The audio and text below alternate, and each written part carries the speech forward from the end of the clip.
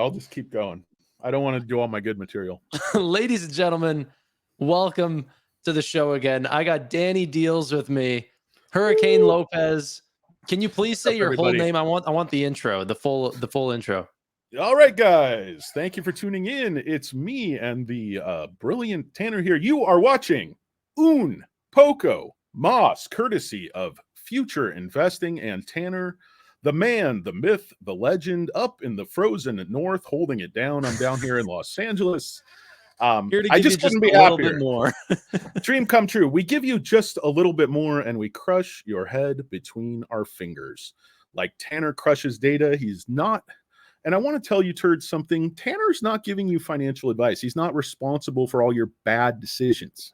Okay, he's just a guy on YouTube who's a lot smarter than you, has common sense, and invests sensibly, and he doesn't trade in and out of the market all the time like a hamster on crack. So when you lose your money, it's not Tanner's fault.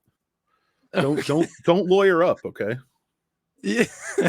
Thank you for that intro, Danny. You're very welcome. Thanks for having me, Tanner. I appreciate it. I'm a big fan.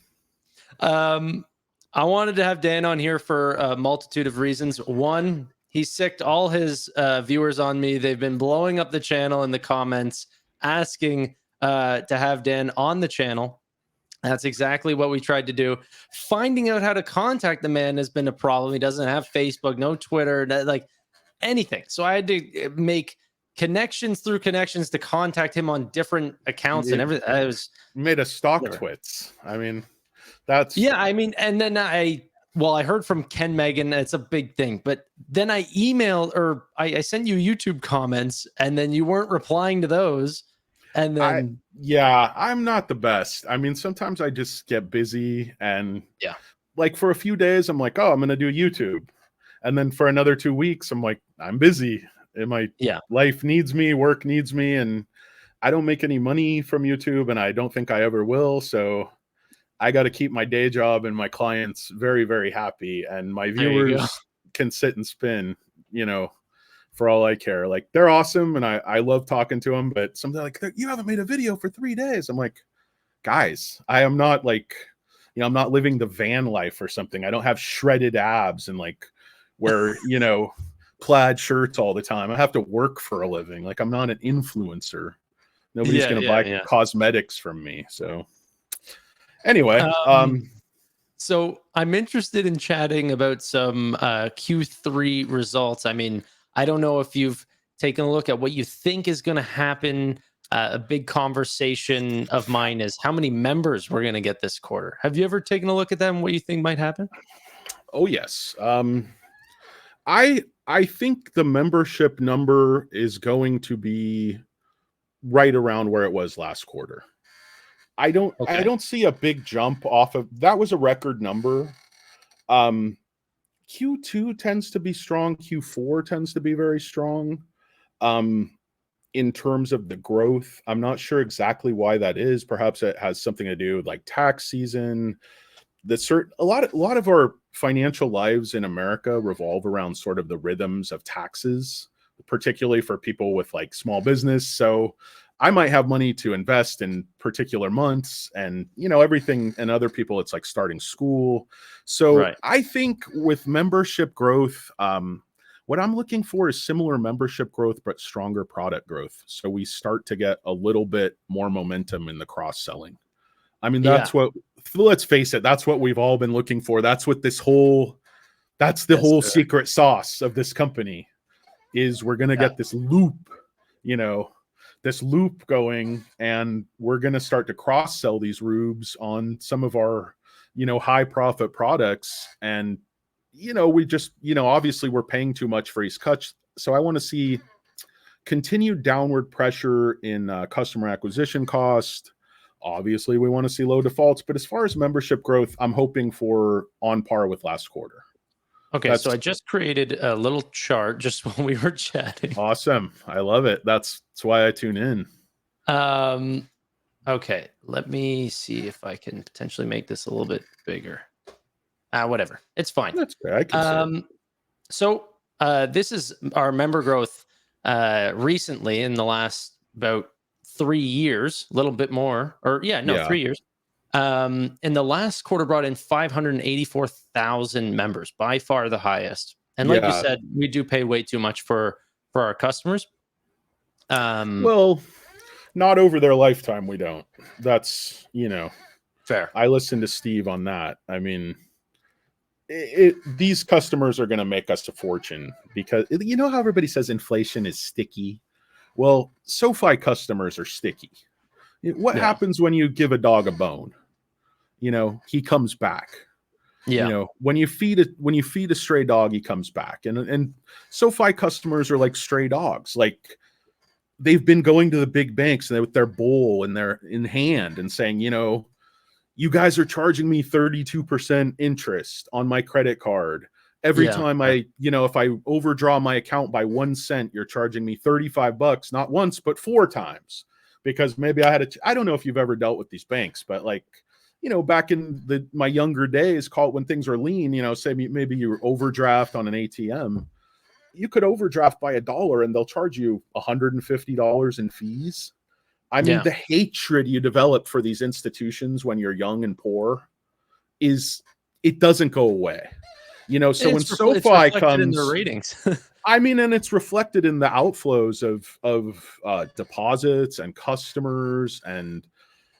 But when you give somebody 4.5% interest who's been getting 0.05, I mean, I've never got 0.05 on a substantial amount of money because I'm not an idiot. Why would you leave a big pot of money at 0%?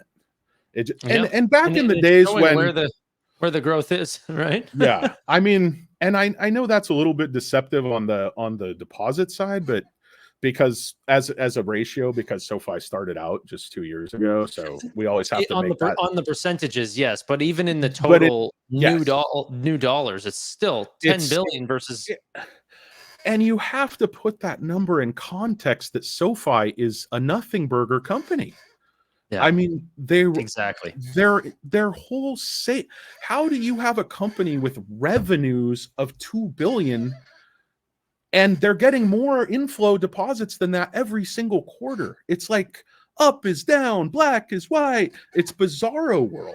Like, this company is doing something that I don't think people get yet. I think they've cracked the code. It's like some of these companies that have captured the popular imagination lately, if you look at them, such as everybody talks about Amazon because SoFi wants to be the AWS of fintech. They want to be the backbone.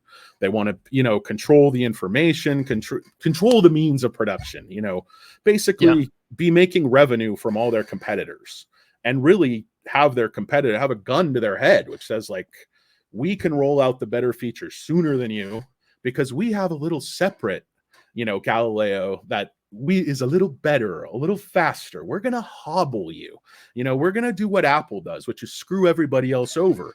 So, you have this sort of cultural shift where you have these giant legacy businesses that are very, very profitable, like say auto, retail, financial services. People don't realize financial services accounts for 9% of the entire American GDP. I don't know.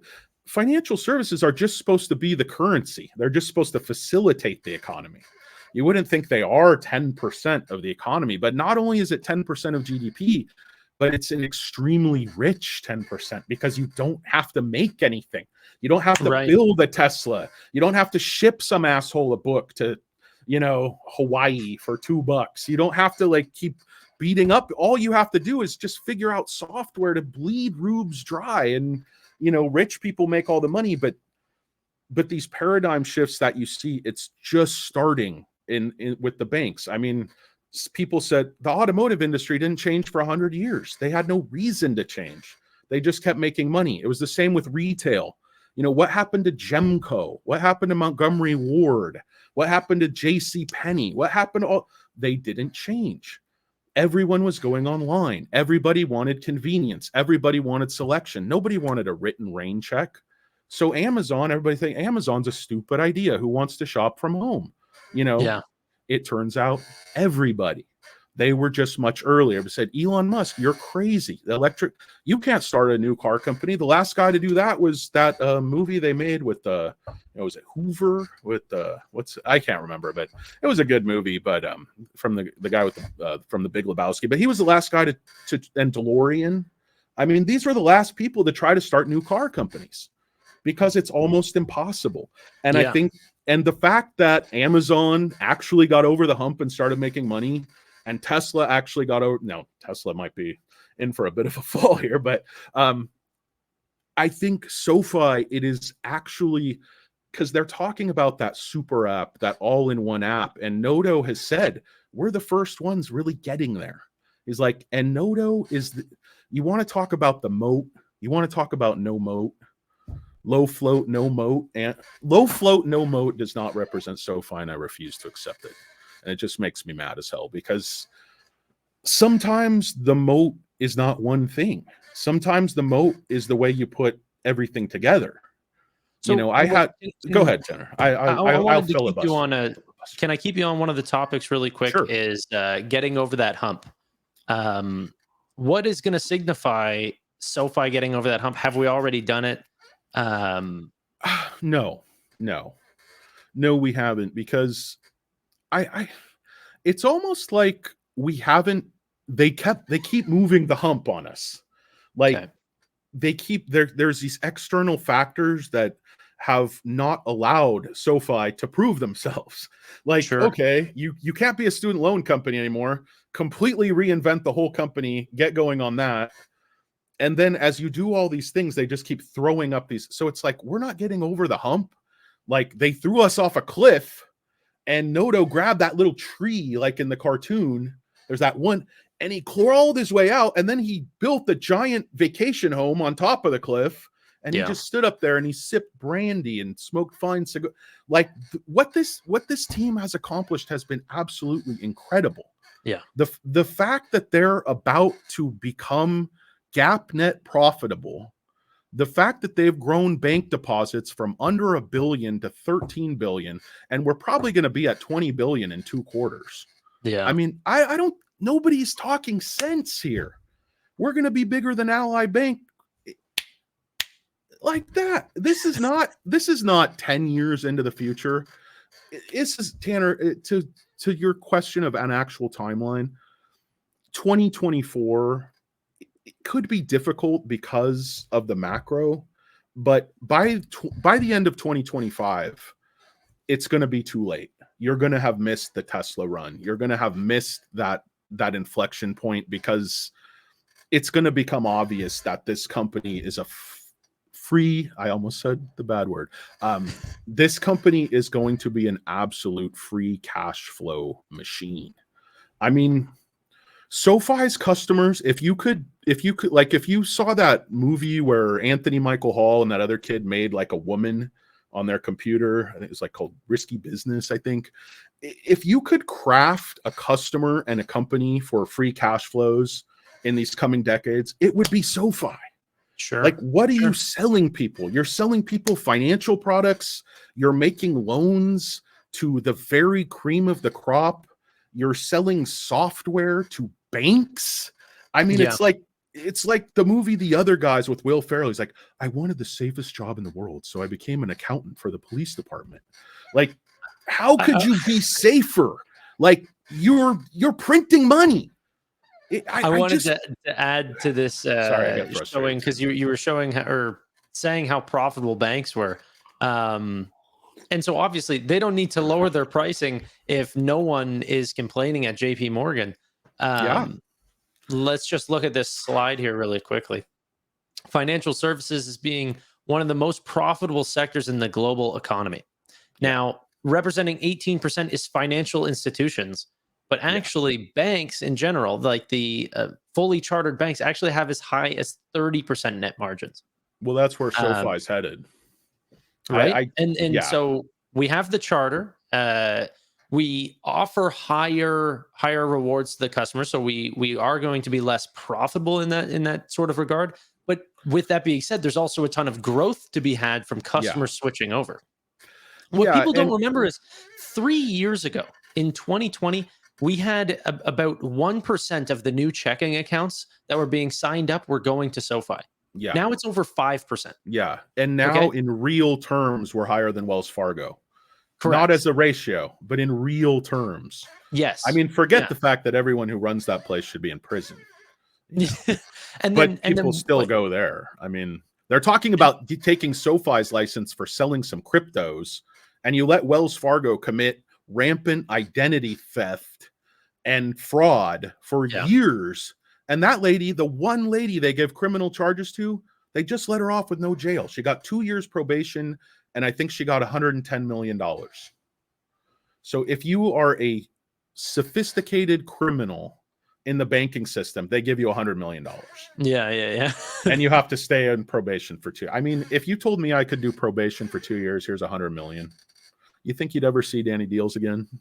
I'll sign it up. I'll sign up. Oh, ask your clients. No, but yeah, it's just crazy to me the way, like, okay, and you're talking about 30% margins, but in the real world, SoFi is the only company that I think is going to be able to achieve those margins. I mean, do you think the blue hairs that go to Bank of America are going to accept if they close all those branches? Yeah.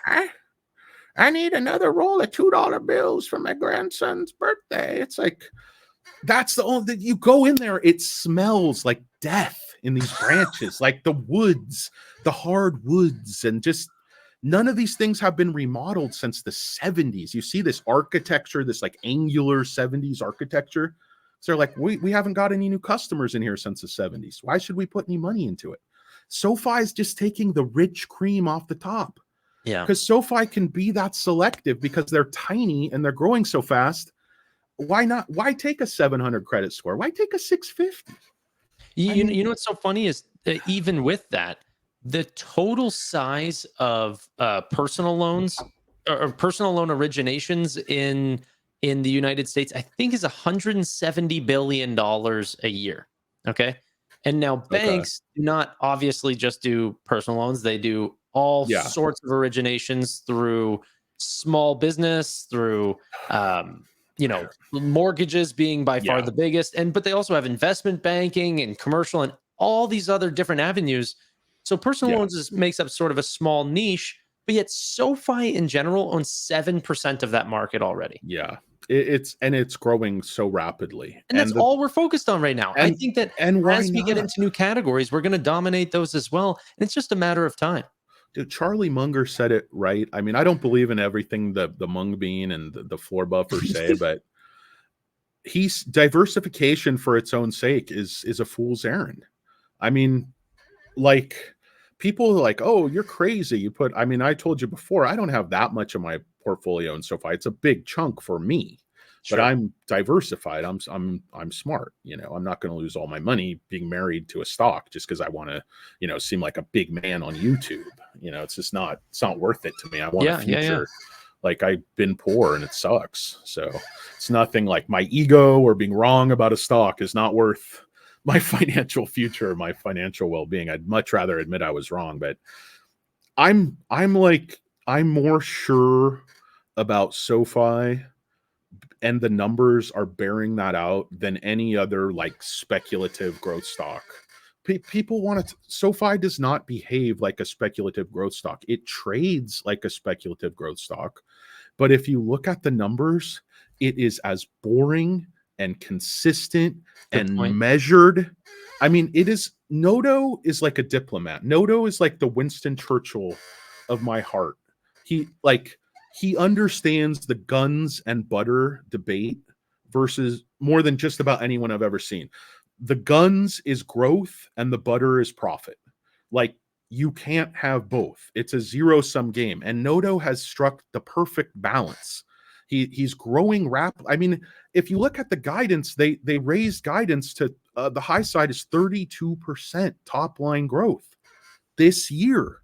And we're doing that while closing in on GAAP net profitability rapidly. I mean, the accomplishment that Noto and Lapointe and the team have done and don't forget, I mean, this has been one of the craziest economic times since the Great Depression. I mean, the COVID pandemic turned everything completely upside down. Everyone thought the world was ending. And if any company should have gone bankrupt, it should have been SoFi. Yeah, absolutely. If any company. And near top of the list.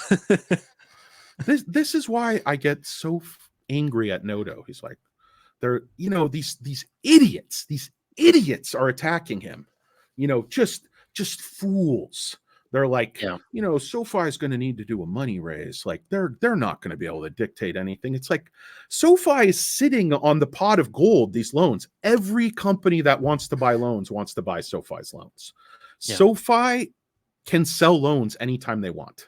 Are you kidding me? Affirm and Upstart are getting these big contracts. Their stock price is up like 30% because somebody wants to buy their debt. Do you think those contracts don't state that if the debt is going bad, they're going to pay less and less and less and they can cancel? SoFi decides. So if you've seen, you know, Breaking Bad, where it's like, you see danger and that's what you think of me, Starlet. It's like Scarlet. What's his wife's name? I can't really remember. It's like, I think it's Scarlet. I am the one who knocks. Like Noto is the one who knocks. He holds the cards. He decides if you get his loans. Like it's not like I'm flabbergasted that people think SoFi can't sell loans. They don't know anything about the credit markets. They've never sold used cars or anything else. I mean, I've sold off like medical billing debt. I've sold all kinds of things into the secondary market. So I might know a little bit more about how this works than a lot of these people who, but if you tell me we have defaults under 3% in one of the most challenging economies that most young people have ever seen, and our borrowers have 170K income and 755 credit scores, you go, nope, no, we don't want those loans. We want those Upstart loans where people are buying Peloton bikes to store in their leaky mobile homes, you know, where people's car payment is exceeding their rent by a factor of 2x. Like those are the customers we want. To be fair to the Bears, I don't think they want those loans either. but is the lending industry going to completely cease? Is the secondary finance market going to go away? Do they know the scope of that market? I mean, these are massive industries, and debt will continue to trade hands constantly no matter what. It might be worth less, but I'm telling you, SoFi loans are the top. They're for personal loans. I mean, of course, for unsecured personal loans. for unsecured personal loans, they're as secure as it gets. Yeah. Nobody has a better customer that I've seen. I've looked at all the data, like when Steve goes over certain banks, I go back and I look, what are their lending standards? You can't always find out because a lot of that is internal. It's not in certain earnings. Like, I mean, look at Bank of America. You're talking about how profitable banks are. I mean, that little, like I said, the CEO of Bank of America looks like the Fighting Irish guy. He's like a little Irish, you know, turd. And I'm sick of that guy. He keeps coming out and he talks. He's so confident and he makes horrible decisions. Like, who tells you to put all of your money into bonds at 2%? Like, do you know that interest rates can't go below 0? Has that ever occurred to you? Why would you lock up? You're like, oh, honey, we're going to lock up a fixed rate mortgage. She's like, what's your rate? It's 35%, but it's fixed. Like, why would you fix your long-term investments at such a low rate? So Bank of America just has a blowout ER, quote unquote. Now their stock, of course, is bleeding down anyway because they're a dying star. You know, they're a General Motors, they're a Ford, they're a whatever they are. They're just a dying star. There's no coming back from the disease that they have. It's terminal, and SoFi has the cure. SoFi is the Dr. Kevorkian that's going to put these big banks out of their misery. But anyway, Tanner, I digress. Go ahead. Sorry. No, I was just going to add to that because I was curious what your thoughts are with the last, all the big bank earnings came out, and one of the statistics that they like to push or show off, Bank of America probably being the biggest, is that the percentage of mobile users continues to climb higher and higher. But yeah, by that, do they mean their customers getting into walkers or those Lark scooters, regaining their mobility? I mean, yeah, no, you're right. Yeah. And but in fairness, Bank of America has a decent app. They're the only big bank with a decent app. Sure. They might have an amazing app, but yet they still pay on their consumer banking side 0.34% APY on average. Where I And think SoFi's, I could double check on average. I'm not talking about the 4.5%, but was 3.86% on last quarter average, on yeah. average. That includes the checking accounts, the non-direct Yeah, deposits. I mean that's extremely generous. I mean, I don't. You could More show than me 10x what they have. 15. I mean, you could show me one of these. These, you see all these institutions out there. American Express, they offer a checking product. Discover, they offer a checking product. Ally, they offer a check. Now nobody uses these products. They're just trying to get you into their loans. They're just trying to, and of course that's the same thing SoFi, but they're not serious banks. They're not real banks. Like SoFi, people are really using SoFi as their bank. I interview people all the time. I talk to people. I've got so many referral bonuses from SoFi. It's like, it's not even funny. And I'm not saying SoFi is the perfect product, but it's just as good as the big banks, if not better. And you're paying 15 times the interest. And if you have and I hate to be callous, Tanner, you know me, I'm as bleeding heart sensitive 90s man as they come, but I don't want poor customers. I don't. Bank of America can have them. They can bleed them of fees. They can bleed them of overdrafts. I don't want them. I don't want to be a part of a business that bleeds people and treats people like crap.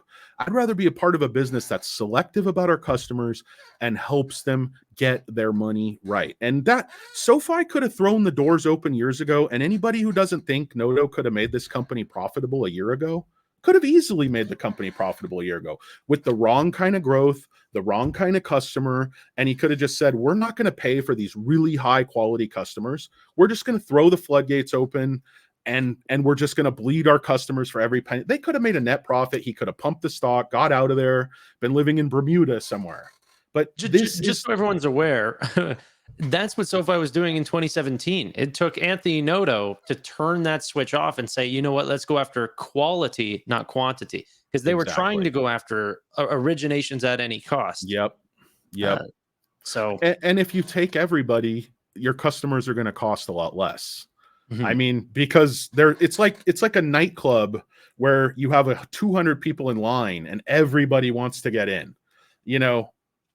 If you have no line and there's no chicks in there's no hot chicks, nobody wants to get in. Of course, you're going to be able to wave in all the, the sausage fests, the groups of dudes, the kind of ugly guys who are out for a night from their, science-based fraternity or whatever it is, like sort of that scenario where like Luke Wilson and Vince Vaughn worked at Google and they all go to the strip club and, the little Asian dude keeps having an accident. Like you want exclusivity. You want that line. I used to be a bouncer in, at nightclubs and a doorman. And if you're letting everybody in, you're doing something wrong. But who wants everybody? Everybody sucks.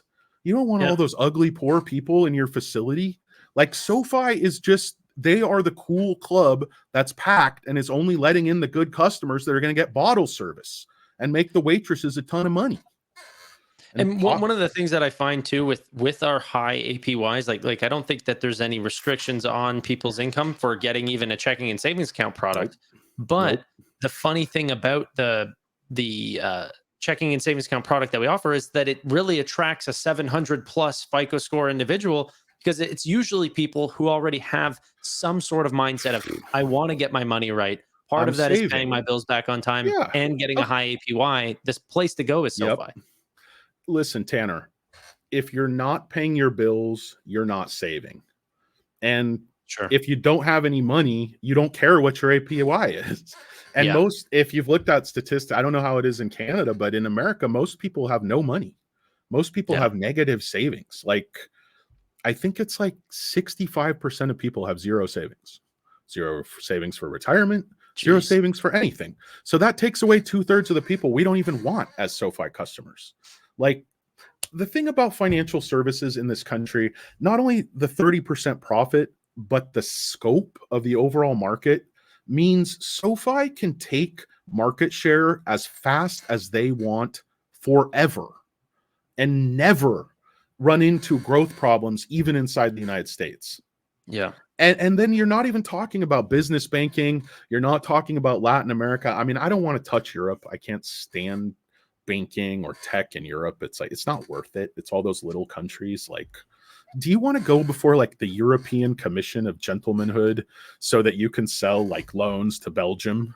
It's like, if you don't give us these loans, we shan't give you any of our chocolates. It's like, Noto's just like totally confused. Like, well, all right. I don't know how to respond to that, but we're still growing EBITDA for 8 quarters in a row. Like, well, Tallywhacker, we're not like, Europe is just not worth it. Like, there's much better growth markets than Europe. They sue everybody. And I'm just down on Europe, Tanner. I'm sorry. I'm up on everything. I'm a mega bull, but I'm down on Europe. Just for my own personal note, what is your take on Latin America and the financial services arena? It's the Wild West. I mean, it's like if you were Wells Fargo and coming out to the gold rush. I mean, because look at the way those governments, first off, the whole governments turn over all the time. Like the way America has had a, say continuity of government for like 200 years, most of those countries, the government and the currency just collapses like every few decades. So you're dealing with this clean slate. I mean, I saw your video on news growth and their customer acquisition cost, and I was like, I actually bought a little bit of new when it dipped a little bit right after that, but kind of even on it, I think. But it was pushing 8 and then it dipped back into the 6s, and I bought a little bit just because I was like, see, that's what you get for giving that brilliant financial advice, is then people like me. Nope. I know. I'm just joking. Nope. Guys, if anyone is giving, see, I would never give financial advice. I know Tanner's way too smart for that, but sometimes you get an idea and you see the growth and your mind is like captivated by just the growth. But I would still rather buy SoFi than new. I think SoFi's time and tenure in Latin America will be more stable than new. I don't think that growth is sustainable. I just wonder what the there is because new seems more like services. It seems more like a cell phone company where they're going to make like a fee. It seems like it's a lot more based on fees than it is on like SoFi lending interest. It'll be like micro loans. The growth is so tempting, where I really like SoFi to be is with Galileo in the payments, the remittances, the backbone. Yeah, that's where I think, but I don't have that much confidence in the Latin American customer in terms of like SoFi's model as it is in America. I just don't know that it translates. Like I don't know that you can identify that quality customer. I think it's a totally different ballgame, but I don't see why Noto's proven he loves a new ballgame and he can invent a new ballgame. And I mean, when he was at Goldman, he was one of the top analysts in the country. Everywhere the guy goes, I mean, he's a goddamn engineer. That's what people don't realize. Noto is a trained engineer. He's not an MBA guy. He's not a finance guy. I mean, granted, he has a brilliant mind for numbers, but when he was top of his class at the United States Military Academy, an All-American football player, he was the top of his class in mechanical engineering, I believe. Mm-hmm. So if you know anything about how engineers operate, they're not like finance guys where they're just like, we'll just short the stock. It's like, why would we short the stock, boss? It's a great company. Just short the stock, man. It's not our money. We don't care. Like, Noto's is a problem solver. He's a doer. He wants to build. This is his baby. This is his opus. He doesn't need the money. I mean, he already has $60 million worth of SoFi stock. Say his net worth is at least $250 million. It's not, you're not doing it for the money anymore at that point. I don't think he's the kind of guy that wants to buy, like has a tiny wing and wants to buy a 500-foot sailing yacht and marry a weather girl. Like, that's not what I see out of Anthony Noto. I think his manhood is secure when he was an All-American football player, and he doesn't need to go off and build rocket ships. That's what I'm saying, to overcompensate for something. I do think that there's a real possibility for a revolution in banking. A revolution is a strong word, but no, use it. Just go with it. What? I think there's a lot of expense that goes into shareholder dividends and not into customers' own pockets. And that's like you said, the old idea of overdraft fees was just criminal, but no one had any other option, and so that was the only way that you could have any connection with the banking institutions was to put up with those fees, and so people would just try their best to avoid them. And you walk on eggshells. It's like they don't serve you; you serve them. Like, oh my God, I'm so sorry. I was one day late with my credit card payment. Can you waive that $40 fee? You're like, no. Yeah. Thank you.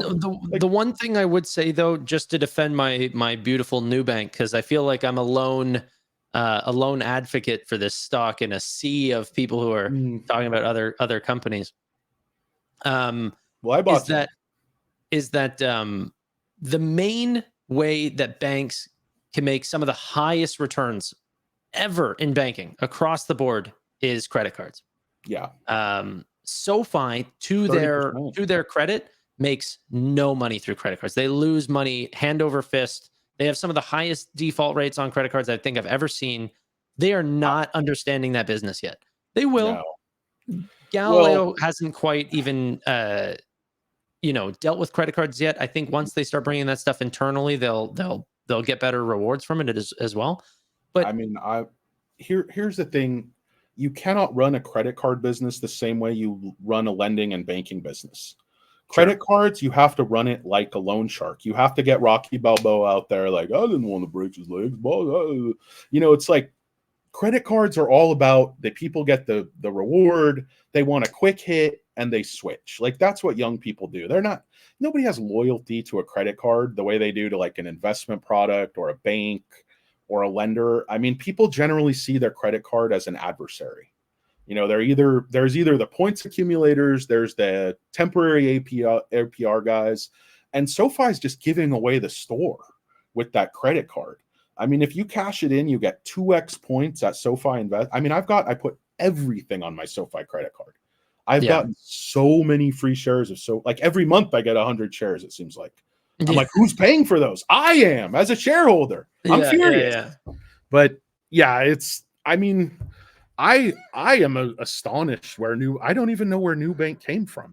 I had never heard of Nubank maybe at the beginning of the year. I don't think I'd ever heard of Nubank. And all of a sudden they're growing just this. I don't know what to make of it. I mean, I don't know. Yeah. I bought some because like some brilliant guy on YouTube told me to, but I don't know. I can't remember. I think it was Tavis. I can't remember, but anyway, it was financial advice, but no, it was you. But I'm astonished, but I'm just not sold yet because anytime I see that level of growth, I just think it's a trick. I'm like, how is that sustainable? I look at SoFi, I'm like, it's so sustainable. Is how much growth there can be in an industry that's already developed in the United States, and then SoFi can come in and show such ridiculous growth in financial service products whenever there's already so many players in this area. Now, take twice the population, take a company with technology that isn't quite developed in that area. There's very little competition. And then you get to see really what growth can come from because it's a digital product. They can deploy it at mass scale. Most people there are unbanked because they cannot afford things like overdraft fees and account fees, and they don't have enough money to put enough with large institutions that they would void some of those fees. But Nubank will, and they came in with a lower profit engine and then end up being more profitable than ever because everyone is switching. Yeah, I mean, it's like this is why I'm not sure that SoFi, like, I don't know enough about this sector to like make pronunciations. I mean, granted, I do that all the time. So, take it for whatever it is, but it's like the opposite. SoFi is taking less customers that are more affluent and more profitable. And Nubank is taking everyone, the bottom of the barrel, they're scalping pennies. I mean, it's like, if their algorithm, and which by the way is 50% of Brazilians' population. They have a relationship with 50% of Brazil. But then that goes to my point: is how long can they grow at that rate? Mhm. I mean, people are talking about SoFi's growth slowing. I don't see that. Mhm. At least in my like models, at least what happens, what I mean is when I have nightmares, that's how I model things. I run from numbers. With short fat legs doesn't work that well, but the way SoFi is growing to me means they're definitely going to be here in 10 years. They're definitely going to be a player. I mean, all the Tesla fanboys, I don't know if you ever watch any of these lunatics, like, if you don't love Tesla, you're a moron. Like these people, they get so angry if you're like, Optimus Bot will be doing your job in 1 week. Like, pray to Yeah. Optimus Bot. I'm like, guys, it's not that crazy. But when I look at SoFi, I'm like, they are 100% going to be here in 10 years. Whether they're going to be a top 10 financial institution in 10 years, I think that's a big ask. But I think Nu could be bankrupt in a couple years if something happens. Regulatory, I mean, you look at like Argentina, they're about to elect this like rave leftist crazy guy who has no experience, and they're just like, hey, we're going to take a shot. Nothing's working. And you can elect, like Bolivia, they elected some guy who's just like a farmer. He strolled in sandals. He's like, we're nationalizing the oil companies. Like, that's what I mean about, I'm investing for a longer time horizon. That's why SoFi appeals to me so much. I mean, I'm just like, I'm enamored with it. I'm like, it's like we had a meteor shower in the eclipse. I'm like, oh, like, Yeah. what the hell? But I'm afraid of it. I'm afraid to chase it. I look at something that's gone up. I'm like, that's why I'm telling people, like, I don't always say buy SoFi, not when it just went from 4 to 11. I'm not telling you to buy. And Nu could be a hell of a smart buy at 7 if they keep growing. But I just look at a stock that's come from like nowhere and grown that fast. I'm like, there has to be a hitch in there's always a hitch in the growth. There's always a bump in the road. Like, very few companies just double and triple their stock price and it just goes up. It never works that way. It didn't work that way with Amazon. It always started to catch fire, started to catch the popular imagination, and then it gets slammed back down to zero. That But that, always. so my So I'm defense to waiting that for, would be, if Nu gets slammed back down to zero, I'll buy the hell out of it. but it did. That's whenever Yeah. I first started talking about Nu to Yeah. begin with, was in the $3 ranges. After, like, it came onto the market, $40 billion market cap, $10 a share. Warren Yeah. Buffett, by the way, during that final round of funding, was the largest buyer Yeah. at That's $40 right. billion Yeah. in July of 2021. Now Yeah. you can get the company for much, much less than that. I got shares at $3.50 versus his $10 per share. Hey, Tanner, do you know any other amazingly brilliant financial companies that people were buying at $10 and now you could buy at $7.30? I Yeah, mean, no, but that's it, like, yeah, SoFi is still a bigger purchase for me yeah, than Nubank, but yeah, it's also why I don't disregard yeah, Nubank as well. They're seeing significant growth, and to be honest, it, much more outsized than SoFi's, yeah, and yet the stock price is not quite moved nearly, like it's staying quite in tandem with yeah. They're, SoFi in terms of being depressed. yeah, and they get, I mean, anything outside of the US that's trading on the US exchanges that are considered like developing markets just get unfairly hammered. I mean, you look at like the Chinese EV players and their multiples versus Tesla, even like a BYD who now sells more vehicles than Tesla. I mean, they trade at massive discounts because they're Chinese. Mhm. And I think Nu is, if you had that kind of growth, I mean, and Nu was of course you couldn't have that in America, so it's just a hypothetical, but if you had that rate of growth, you'd think Nu would probably be trading at like $30-$40 a share. Well, I mean, what I think is funny is that I think there'll be more investment. And by the way, institutions were absolutely willing to take the buy on this stock. It has like an 80% institutional holding. So everyone showed up to the cap table whenever that was happening. But yeah, that being said, I do think that Nubank eventually, and to be honest, they're a 10-year-old company with 85, probably 87 million customers at this point. I believe yeah, over the next 10 years, they will be in America.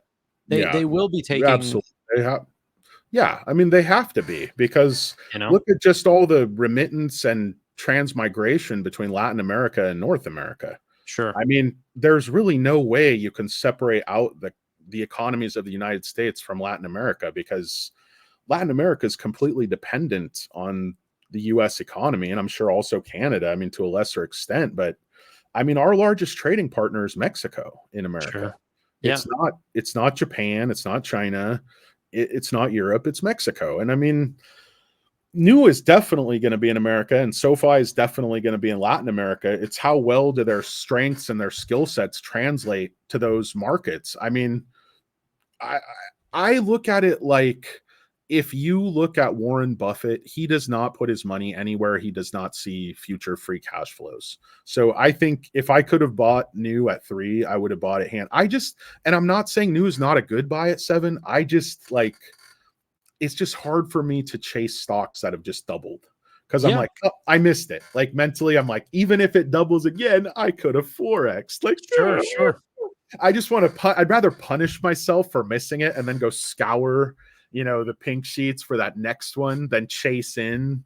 Um, but I agree with you. If you look at the growth and you look at the margins, you look at the customer acquisition cost, you look at everything. I mean, New at $7 is far more compelling, sexy, exciting than SoFi could ever be. I mean, But the great thing is, well, is that you don't have to pick one or the other. right. Absolutely. I own both. I own 50 times more SoFi, or 100 times, but I mean, or more. I own way, way, way, way, way too much SoFi. But I'm just convinced that when you talk about the tortoise and the hare, SoFi is more like the middle distance runner that is just so solid. I mean, that's what I look for when I'm investing. I'm like, who's in charge? What do they do? How do we make money? What's the path to this free cash flow? I mean, SoFi customers now, they're buying like a product and a half. Over their lifetime, they're not going to buy 5 products. They're going to buy 50 products. We're going to be selling. I mean, I remember the discussion, like, everyone thought I was crazy when I bought Amazon. I'm like, I was using Amazon. I bought everything from Amazon. I'm busy at work. I'm like, you get Amazon every day. What's wrong with you? I'm like, it's the same price. It's delivered for free. So I'm like, I'm going to buy this. People just thought I was nuts. It wasn't making money. Buy the stock. With SoFi, they are going to be selling customers products for life. I mean, people right now, they're laughing at travel. They're laughing at mortgage. They're laughing at all these, little they're people, the bears, they like to scoff and they like to say nay. But all these little pieces SoFi is adding. I mean, I believe Galileo could be worth more than SoFi on the financial side one day. I mean, I firmly believe that. I think Galileo is going to be spun off eventually and reward SoFi shareholders like we can't even imagine, because if these big banks want to survive, they have to do something. They're Sure. just I was trying to go back to when Bank of America just reported they have $130 billion in unrealized losses from their bond decisions. 130 billion in unrealized. Their whole market cap is what, like 400 billion? I mean, 300. So how can you say, hey, this company's a genius, they're in the right direction, when they'll have to hold those bonds for the next 10 years just to come back anywhere near even? It's like, this is the company people should be talking about going out of business, not SoFi. SoFi's making all the right decisions. Nubank, I mean, I look at Nubank as like, it's not a growth stock, it's a goddamn bonanza gold rush stock. Like, how like that. you don't see that kind of growth in financial services, and it just scares me. It's too. I look, it's like it's too hot to touch. I'm like, And it's honestly, gotta fall. I think there's sometimes whenever you find these stocks, there's 2 ways to look at them. One is that people don't know how to price them at all because there's no comparables. That's for one. All right. So I find Celsius, we just did a breakdown on that stock as well. Yeah. People don't know where to put the PE ratio because there's nothing that even trades anywhere near it in the sector. Like the biggest competitor is Monster Energy. They're growing at 8% per year, and Celsius just reported that they're going to be growing 155%. So where do you put those multiples? But that can lead to two things: either drastic overvaluation or drastic undervaluation. Yeah. And there's really no middle in between, and you kind of have to determine what side of the coin you're on.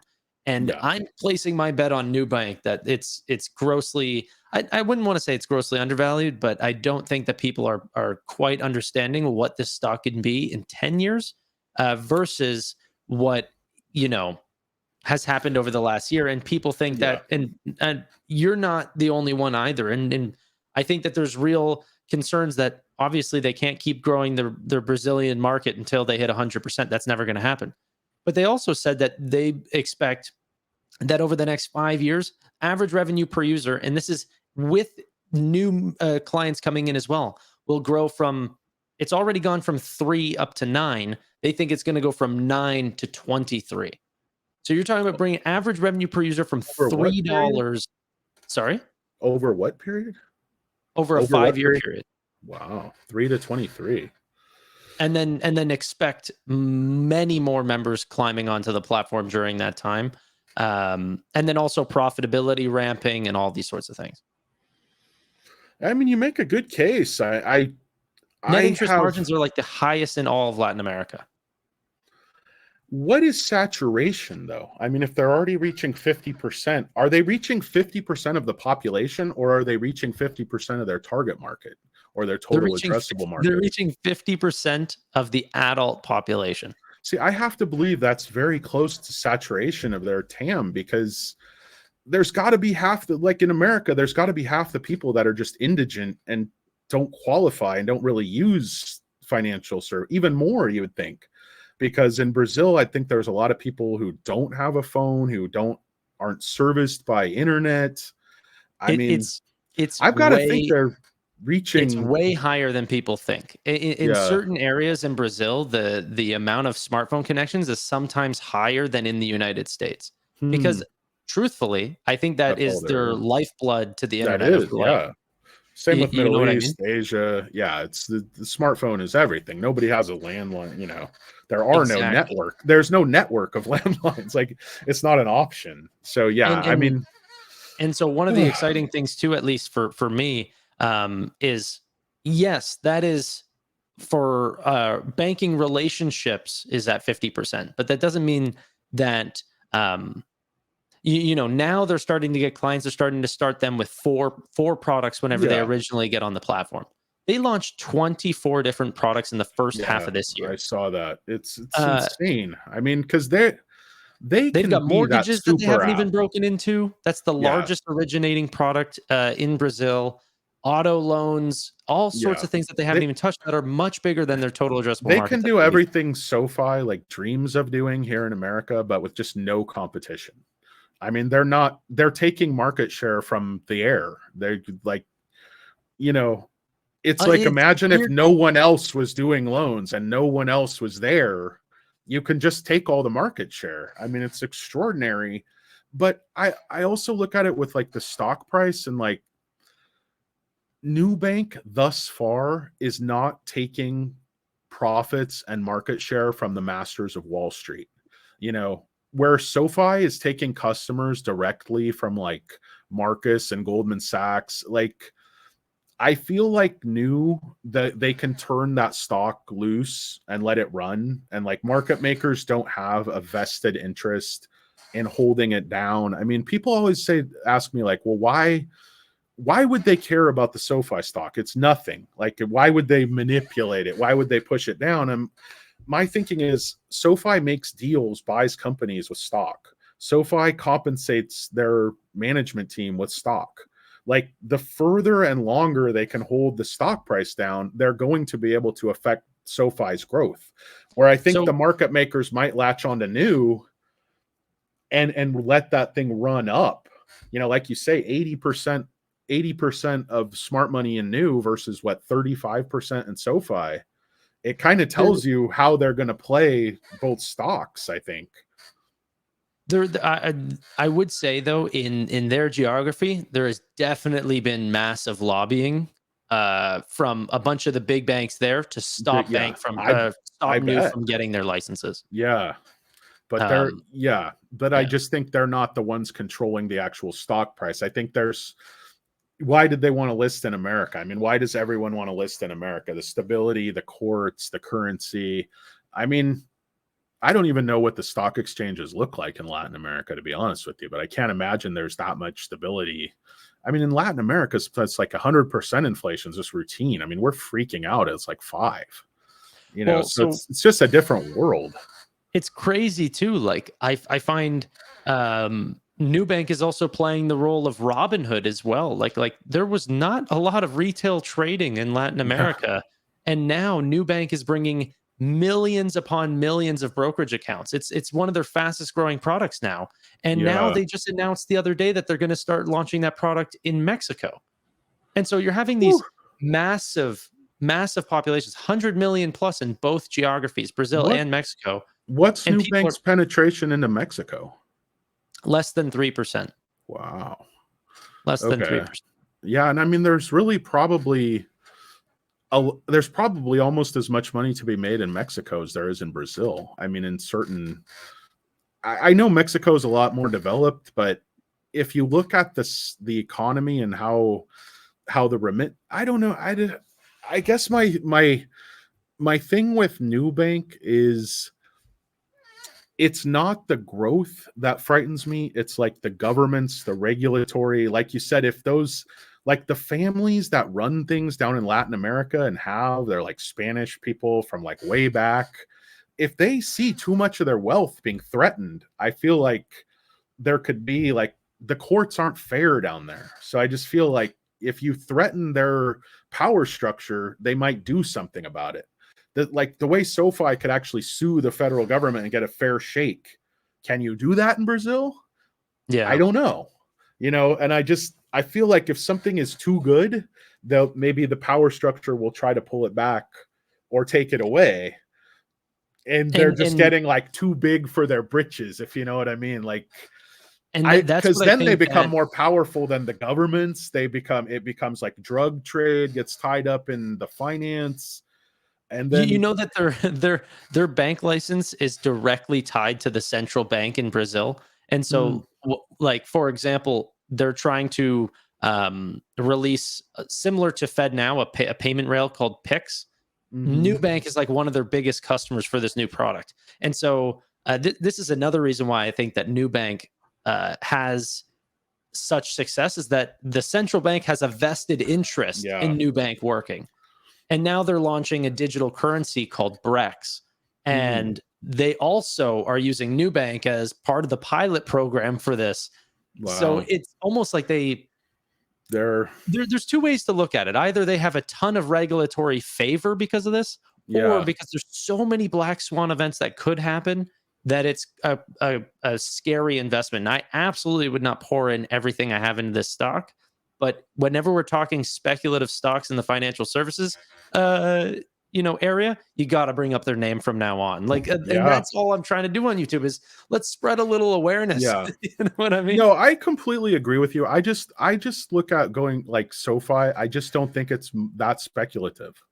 No, SoFi. I completely agree. I think it's like for me where is like it's totally separate category. Yeah, it's like far more speculative, far faster growth, higher risk, higher reward. But it's like from everything I've seen on your channel, everything I've read, Nubank is just hitting on all cylinders, like home run after home run. And you're right, the stock price is not. I didn't even realize it was a $10 IPO. I mean, that's pretty shocking to me that it's below where it IPO'd, given the progress. I mean, I'm a little bit shocked SoFi's below 10 some days, Some days I'm not, because they're not making money. Yeah. And their costs are just way too high. And this is stock-based compensation. There's a lot of things SoFi's holding SoFi back. I think that won't hold. SoFi's got a little bit of a bloated, I think, pay structure, management structure. I don't think New is like hampered with that. Their numbers don't seem like they are. I mean, and I bet you can get talent in Latin America just a lot cheaper. I mean, SoFi's competing with like, tech companies and, the Teslas of the world, and Nubank hires in America, Germany, Canada as well. They everywhere. Yeah. Where's Nubank based? Is it right in Brazil? Okay. Yeah. All right, I might have to buy some more Nubank. Don't. But no, I mean, why not? Give me a reason why not to buy the stock, Tanner. Yeah, all I want you to do is look more into it. I'm not trying to get you to buy. Just be aware of the company. That would be more fun. Yeah. Yeah, no, I'm going to buy the hell out of it. I'm going to buy it hand over fist on Monday. After this recommendation, eh? Absolutely. Hey, no, yeah. No, Danny, this has been a ton of fun. I really do appreciate it. We got a little off course on the SoFi. If you want somebody to ramble and drag you completely off topic, fair enough, eh? But yeah, no, I really appreciate it, Tanner. It's been a dream come true. I love your show. The SoFi Weekly is just, like I said, it's my Rushmore. Like, if I had a golden bachelor, it would be SoFi Weekly, future investing. I'm not convinced the MIT is not on a ton of Peruvian wham. Like, if you want to talk about supporting the economy of Latin America, no, I'm just kidding. I'm sure he's just, high strung, but I love you guys and I watch you all the time. So I thank you so much for having me on, and I appreciate the Turd Army pestering you into doing it. I'm sure I didn't actually ask anyone to contact you. And if any of my viewers are watching, please don't bother Tanner. He's a nice guy and he's busy and he has a bunch of shows. So let's be human beings about it, even though you are, members of my channel. Let's try to be civil. I absolutely love it. I just want everyone to know. I absolutely loved it. I love good recommendations for people to speak with. This was a ton of fun. And hopefully next time we can try to get Steve on here as well. I know you're a big fan of his, so love Steve. I just like people who like, Steve's one of these guys. He doesn't say too much. He always sits there with a look on his face like he knows more than me, but he's just not saying anything. He's like, he lets the other guys go, and he's like, but that's because he's playing World of Warcraft. Yeah, he's playing World of Warcraft. He's investing the country club money he's got. I was like, when I heard Steve the other day talking about the golf deal with SoFi, he's like, I grew up in golf courses. I'm like, okay, this makes a lot of sense. This guy has been around money. He's been around people with money his entire life, because he has that look on his face. Like, he's not impressed. He's not. It's just old hat to him, man. Old money, new money. It's just money. Like Steve money. You guys are the best. Yep, Steve. Hey, it's just like when you go to you guys and you go to like Steve, he's like, he has the numbers and you have the numbers, and then the other two guys and the other squares, like they're doing their own thing. But if I was doing like that tic-tac-toe game show, I would go upper right, lower left, and then I would come back to my two buddies. But I love you all, Tanner. This has been one of the funniest podcasts I've ever done. If not, it's definitely been the funniest podcast. I'm gonna end it. Thanks for having me on, man. I'll let you off though, because I won't. My battery doesn't run out, so I'll just keep talking. So sure.